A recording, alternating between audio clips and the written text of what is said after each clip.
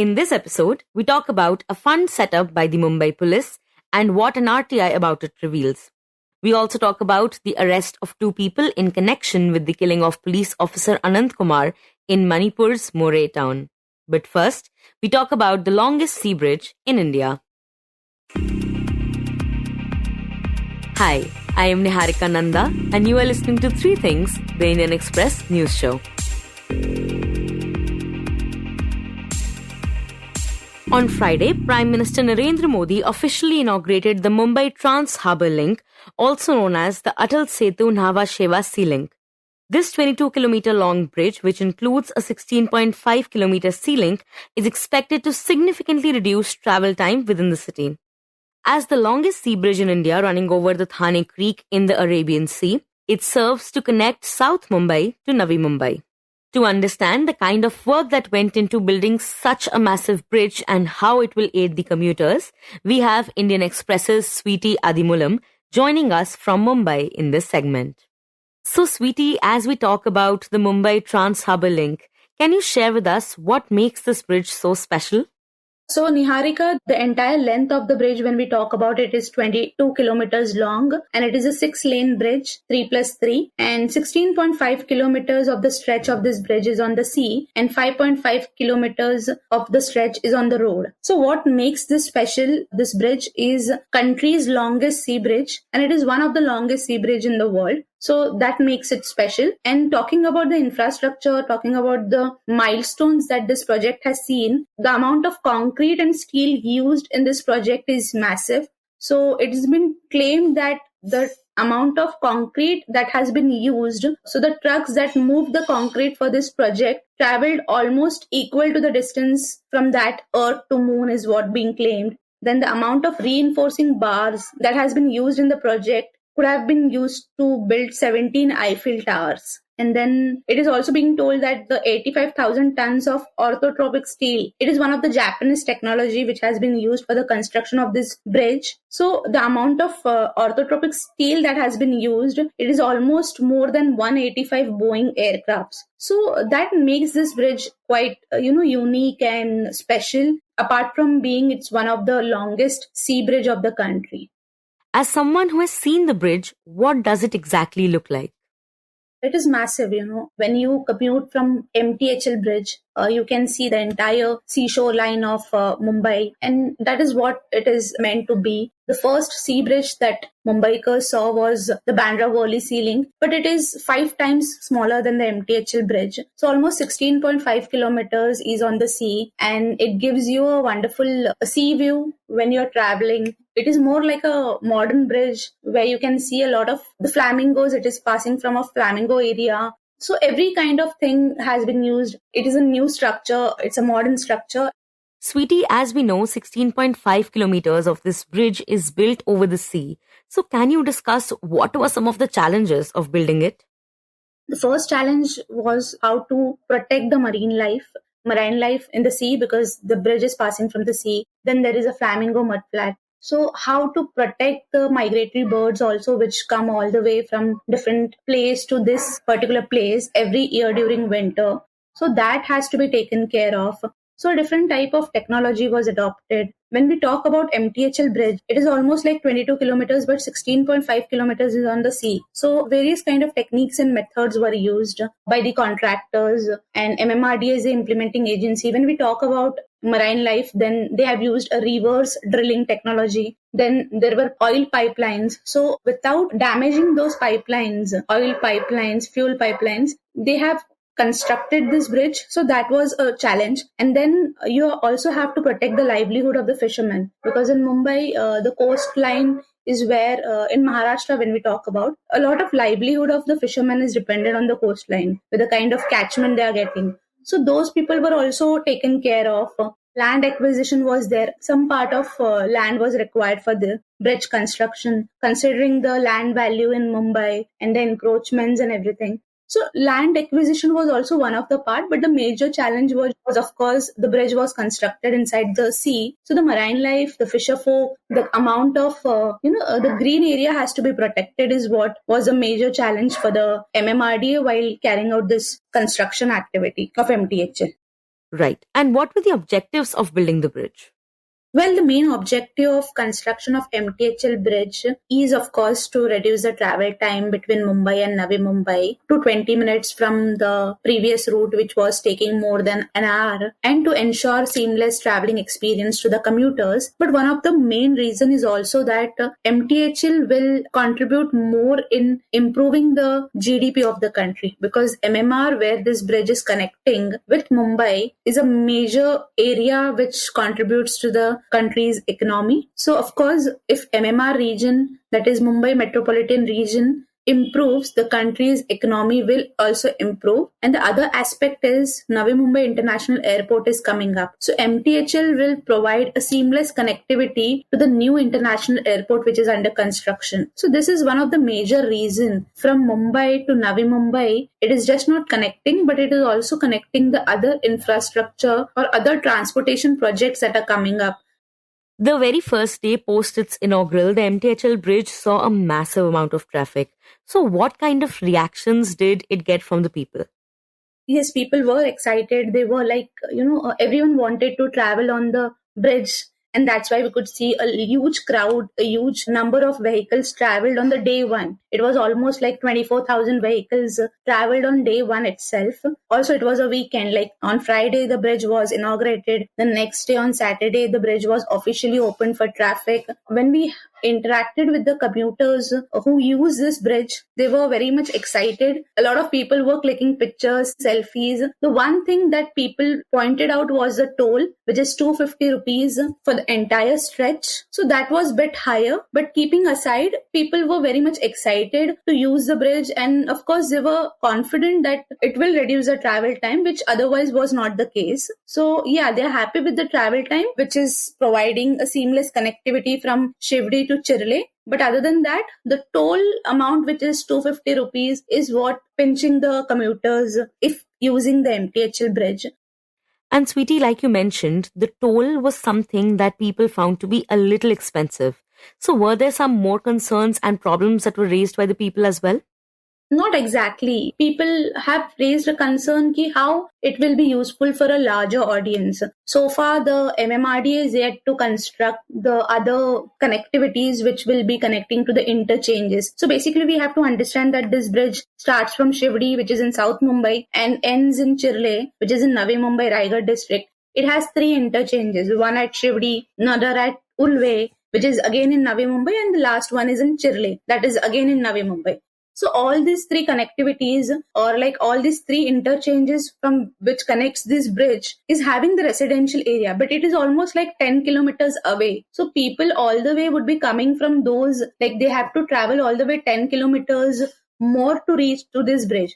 So how much in the long run this bridge will be useful is quite doubtful.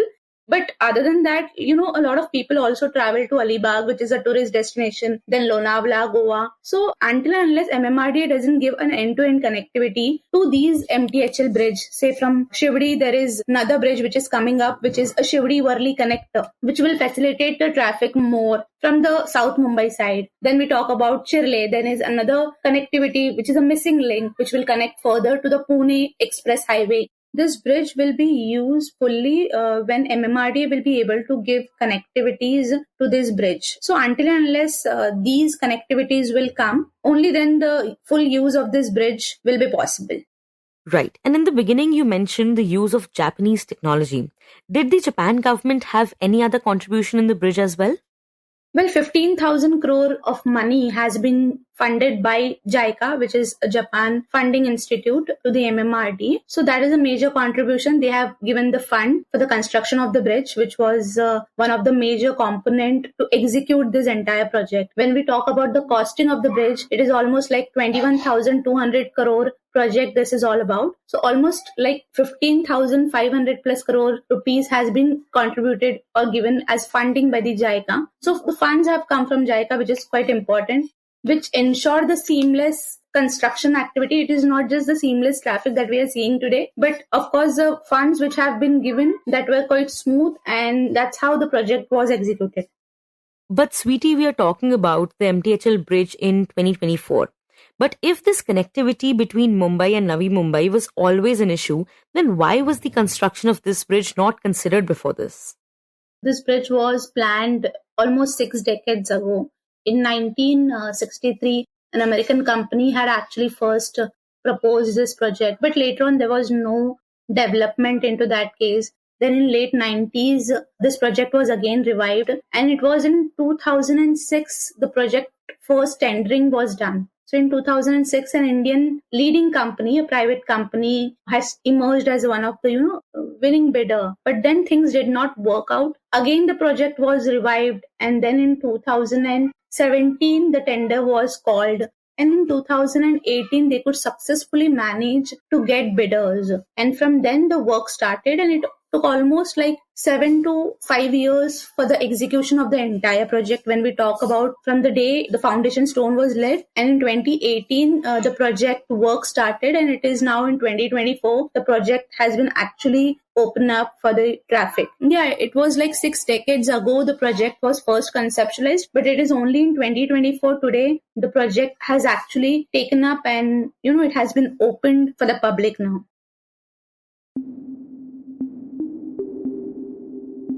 And next we talk about the Mumbai Police. Back in 2018, the Mumbai Police Department established a fund, the Mumbai Police Foundation, aimed at promoting the overall welfare of its personnel and facilitating tasks that require additional financial resources. And during the pandemic, notable contributions were made by leading Bollywood actors, businessmen, and even banks. However, a recent RTI filed by the Indian Express has brought to light the fact that Mumbai Police also received contributions from individuals and entities that were being investigated by the department. In this segment, we speak to Indian Express's Mohamed Thaver, who filed the RTI for the paper. So, Mohammed, why don't you begin by telling us why did the Mumbai Police start this fund and what exactly was the idea behind it?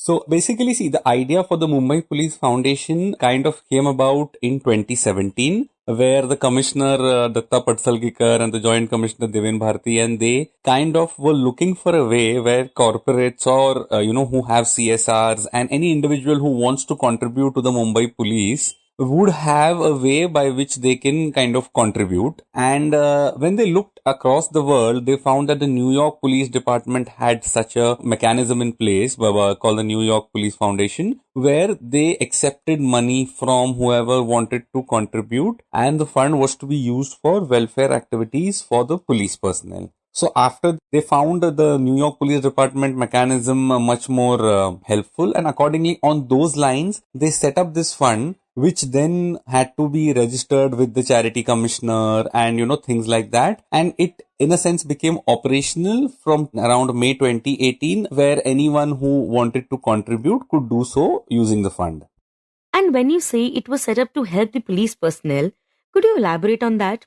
As in, what were the things that the department said the fund will be used for? So, as per its memorandum, the fund was to be used for a variety of things, starting from the modernization of the police force. So, this would, for example, include digitization of all the, paper records that were there for the past few decades. It included welfare activities where, for example, if a cop he's unwell, or if his family, if he wants to educate his children and if he is in need of funds. So, broadly, the priority was police personnel and modernization of the force. And they said that, wherever we do spend this money, we will be putting it up so that people can see how the money was spent. Right. And now through the RTI, you got the information about the kind of contributions this fund has received and who all had contributed to it. So tell us about the biggest highlights of that. Yeah, so I had filed an RTI because I was interested in knowing what are the kind of organizations and people who have been contributing to the fund. And so one of the things that kind of came to the fore is that this fund really came in handy for the police during the pandemic, because over 100 police personnel had died during the pandemic as well. So when I went through the data, I found that even though it became operational from mid 2018, there were no funds received till end of 2019. Like in the first 1.5 years, I don't think they publicized this that much. But in 2020, when the first wave of COVID started, Since then, we have like from April 2020 onwards, we've had a lot of celebrities. For example, the highest individual contributor was the actor Akshay Kumar, who contributed 2 crores. And other film people like Anushka Sharma has contributed, Virat Kohli has contributed 3 lakhs. Anushka Sharma has contributed 2 lakhs. Filmmakers like Rohit Shetty, who has made films that has featured the Mumbai Police contributing. Apart from individuals, you also had a lot of these corporates like Tata has contributed, Chapur Chipalunji has contributed. Interestingly, there are also defense lawyers who otherwise are arguing against the police in the court. They had contributed. And also banks had contributed. For example, HDFC Bank that kind of holds the accounts of, around 40,000 Mumbai police personnel. That was one of the biggest contributors to the force. So by and large, you had the filmmakers, actors, corporates, banks, defense lawyers contributing in a big way. Also, I must add that they also had a Paytm account where you could send money to. So a lot of common people have also contributed, even though the amounts may not be that big. But one also saw a lot of people, general people contributing, even small amounts. But at that point of time, a lot of people felt that the frontline workers were, they could see the amount of effort that was being put in. So you also had a lot of contributions from everyday people. Yeah, and apart from the actors, banks, and corporations donating to this fund, the other thing that stands out is a number of people who were being probed by the Mumbai police have also contributed to it. So, could you talk about such cases that were revealed by the RTI?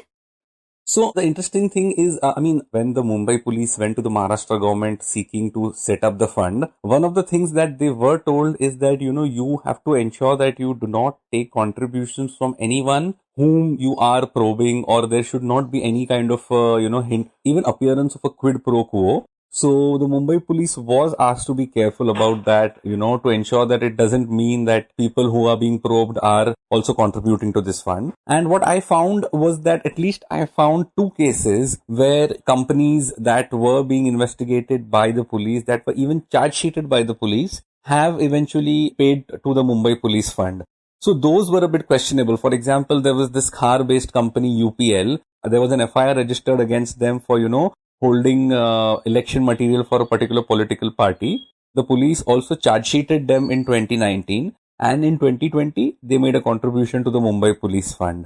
Then there was a economic offences case which is known as the NSEL case. There was one person who was a director at IIFL, and this company that was being probed by them had also contributed to the Mumbai Police Fund. So these were some questionable transactions, because one could see that the Mumbai police in that sense was not really being too cautious about who was making payments. And for an outsider, it can be problematic, because on one hand, this agency is being investigated by the police, and on the other hand, the police is also accepting funds from them. So that was a bit problematic. And did you speak to the Mumbai police regarding this conflict of interest? What did they exactly say about it? So when I reached out to the Mumbai police saying that, there were clear guidelines that it was very clear when the government said that not only should you not do it as a quid pro quo, it should also not appear to be that, that also is important. It's not that, you're taking money and you are going to, favor them. You should not be taking that, because even if you're not doing it, it will appear to an outsider that this is being done. But what the Mumbai police said is that in both of these cases, they said that we had already filed a charge sheet in the case, which means that the investigation from our end was complete. And hence we took the money, because there was nothing that, we could do. It was not an ongoing investigation. The investigation was over. And they said that we are quite cautious, and generally before they take money, they do their own inquiry. Although, even when a case goes in court, the police has to come and stand witness. But the Mumbai police said that since the investigation was over, they did not see anything wrong in kind of accepting those contributions, especially because it was COVID.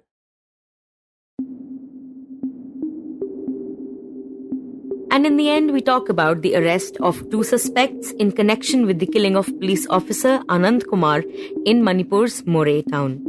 On 31st of October, Sub-Divisional Police Officer Chingtham Anand Kumar was shot dead in Moreh, a town bordering Myanmar in Manipur.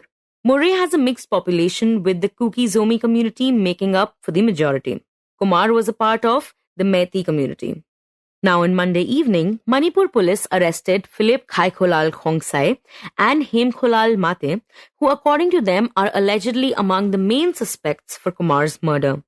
According to the police, the security personnel on patrol at around 4:30 p.m. on Monday saw two people open fire on security vehicles and run into a cluster of houses near the Moreh College. Security personnel fired in retaliation and caught the two individuals.